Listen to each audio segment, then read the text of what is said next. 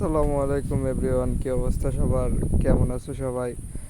আজকে আমরা দেখাতে চলেছি এই যে আমার এই বাইকটা, সুজুকি মনোটন বাইকটার আওয়াজটা, সাইলেন্সারের আওয়াজটা একটু দেখুন। সাইলেন্সারের আওয়াজটা যদি একটু দেখানোর চেষ্টা করি।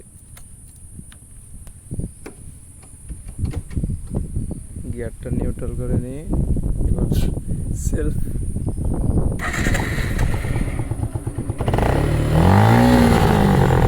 আওয়াজটা দেখুন।